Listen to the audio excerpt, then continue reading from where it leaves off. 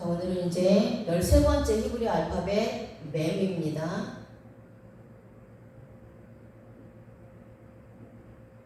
자, 이것이 mem의 미형이라고 말씀을 드렸죠. 숫자 값은 40이고 미형에 대한 숫자 값은 600입니다. 자, mem이라고 있습니다. 제가 히브리어 알파벳 이 의미를 말씀을 드리는 것은요, 이것은 히브리적 알파벳의 의미적으로만 복음을 전하는 겁니다. 성경 전체를 제가 말씀을 드리는 것이 아니라는 것을 미리 말씀을 드리고요. 히브리적인 의미로, 그리고 이것을 복음으로 이렇게 의미한다 하는 것을 말씀을 드리는 것입니다. 참고하시기 바랍니다. 자, 이 맴은 물이라는 상형 문자에서 온 글자입니다. 뜻은 진리, 사역입니다. 물은 특성상 어느 곳에나 접속됩니다. 물은 모든 물질의 근원입니다. 이처럼 근원적 진리를 가리키는 의미를 나타냅니다. 그래서 맴은 그리스도 예수의 근원적 복음을 의미합니다. 그래서 맴의 명사는 물이고요. 또 진리를 뜻합니다. 그렇다면 진리는 누구십니까? 예수 그리스도입니다. 예수 그리스도가 진리이십니다.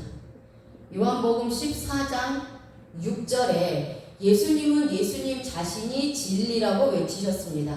요한복음에 나와 있는 진리라는 이 단어는 자, 헬라어로는요, 알레데이아입니다.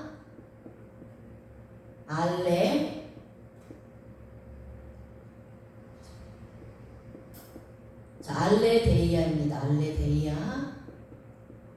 그리고 히브리어로는 자, 에메트입니다. 에메트. 70인역으로 번역된 히브리어로는 에메트입니다. 자, 그래서 이 진리인 에메트는요, 히브리어 알파벳 첫 글자인 알레, 그리고 이것은 22자에서 정확하게 중간 글자입니다.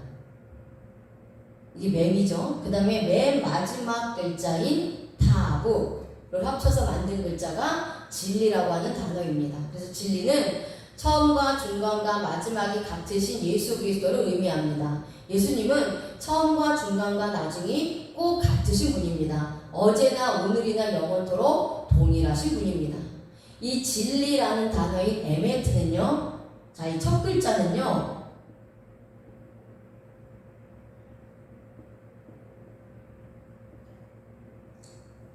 자, 엘로힘입니다. 제가 일부러 밑으로 썼습니다. 자, 엘로힘이고, 엘로힘의 첫 글자인 알레.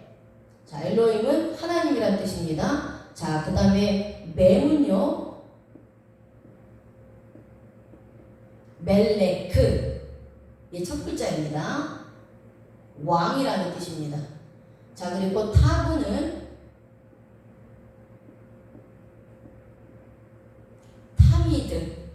예, 첫 글자예요.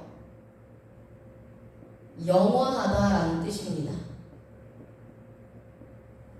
자, 그래서 에메트는 엘로힘이라는 단어인 하나님이라는 뜻을 가진 엘로힘의 첫 글자, 왕이라는 뜻을 가진 멜레크의 첫 알파벳, 영원하다라는 뜻을 가진 타미드의 첫 알파벳, 이렇게 세 글자가 합쳐져서 에메트를 만든 겁니다. 그래서 진리는 하나님이시고 만왕의 왕이시며 우리와 영원히 항상 함께 하시는 예수 그리스도를 의미합니다. 예수 그리스도가 진리인 것입니다. 진리는 또한 말씀이 진리입니다. 알렙은 하나님입니다. 중간에 맴, 이건 물이라는 상형 문자에서 왔어요. 성경에서 물은 말씀을 의미합니다. 타브는 십자가라는 상형 문자에서 와서 예수 그리스도를 의미하고 있습니다. 그래서 알렙은 하나님, 맴은 말씀, 타브는 십자가에서 죽으신 예수 그리스도를 의미합니다. 그래서 에메트는 이 진리라는 것은요, 하나님의 말씀, 예수님의 말씀입니다. 이 진리는 절대 변하지 않습니다. 하나님의 말씀, 예수님의 말씀은 절대로 변하지 않고 1.1획도 땅에 떨어지지 않고 다 이루어진다고 말씀하셨습니다. 자, 그리고 이 맴은 또한 사역이라는 뜻이 있는데요. 말씀으로 사역하는 것을 뜻합니다. 자, 물이라는 단어를 좀 보겠습니다. 물이라는 단어가요, 히브리어로 마임입니다. 마임. 많이 들어보셨을 거예요. 마임입니다. 마임. 자, 이 물이라는 단어에는 맴이 2개가 들어갑니다. 성경에서 물은 말씀을 의미하죠. 자, 요드는 하나님 사역입니다. 자, 물은 하나님의 말씀, 예수님의 말씀이고 율법의 말씀, 복음의 말씀입니다. 모든 만물의 근원이시고 시작이신 삼위일체의 하나님께서 말씀으로 만물을 창조하셨습니다. 그리고 하나님께서 하나님의 말씀, 예수님의 말씀으로 사역하신다, 일하신다 라는 것입니다. 또한 물은 생명입니다. 생명. 지구 표면의 70%가 물로 덮여 있습니다. 인간의 육체는 물로 구성되어 있어서 물은 생명과 연관되어 있습니다. 물은 생명을 유지하는 데 반드시 필요합니다. 모든 육체는 물 없이 살 수가 없기 때문입니다. 영혼도 생수를 마셔야 살 수 있습니다. 성경에서 이 물은요, 말씀을 의미합니다. 성경에서 물은 말씀을 의미하죠. 영혼에게 생수는 생수의 근원이 되시는 예수 그리스도의 복음의 말씀입니다. 영혼에게 말씀은 생명입니다. 육체가 물을 마셔야만 살 수 있듯이 영혼도 생수가 되는 복음의 말씀을 마셔야 살 수 있습니다. 영혼의 생명을 유지할 수 있습니다. 성도들에게 말씀은 영혼의 생명을 위해 반드시 필요한 것입니다. 그래서 요한복음 4장 13절에서 14절 말씀이에요.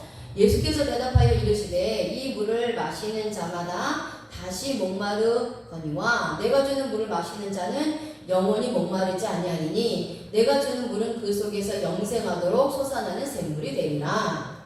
아멘. 이렇게 말씀하셨습니다.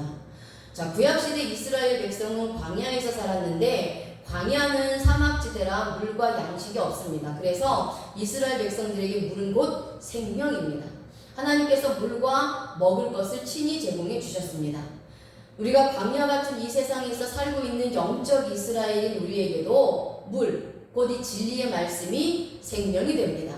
예수님은 마르지 않는 생명수가 되신다고 하셨습니다. 세상이 주는 물은 마셔도 곧 목이 마르지만 예수님께서 주시는 물은 마르지가 않습니다.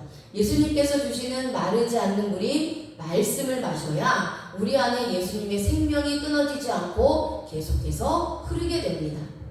자, 그리고 물의 개념은요, 정화 작용을 말합니다. 물은 깨끗하게 씻어주는 역할을 하기 때문에 정화 작용을 하는 것입니다. 진리의 말씀으로 인생이 정화되고 영혼이 정화되는 것을 말합니다. 하나님의 말씀으로 사역하여 새로운 인생을 살게 하는 것을 말합니다. 에베소서 5장 26절에요. 이는 곧 물로 씻어 말씀으로 깨끗하게 하사 거룩하게 하시고, 아멘. 말씀으로 사역하시는 하나님께서 말씀을 통해서 나의 영혼을 깨끗하고 거룩하게 씻어주시는 것입니다. 물로 씻어 깨끗게 되듯이 진리의 말씀으로 우리의 인생이 정화되고 영혼이 정화되는 것입니다. 생명수인 예수님의 말씀이 내 영혼에 흘러 죄악의 찌꺼기들이 빠져나가게 하며 단절없이 계속되는 움직임과 역동성을 가지고 나의 영혼을 정화시키시고 깨끗하게 하시고 거룩하게 하시며 우리의 인생을 정화시키는 것입니다. 자, 그 다음에 이 맴이라는 알파벳은요, 운명전환이라는 의미를 가지고 있습니다. 복음의 말씀을 믿고 구원받은 자들은 마귀의 자식에서 이제 하나님의 자녀로 운명이 전환된 것입니다. 하나님의 자녀로서의 정체성이 회복되는 것입니다. 그래서 진리가 되시는 예수 그리스도를 믿고 구원받은 성도들은 죽었던 영혼이 살아난 자들입니다. 육신의 목마름을 해결하기 위해 물을 계속 마셔야 하듯이 영적인 해갈, 목마름을 해결하기 위해서 계속해서 생수의 말씀을 마셔야 합니다. 항상 진리의 말씀이 내 안에 흘러넘칠 때에 영혼이 곤핍해지지 않습니다.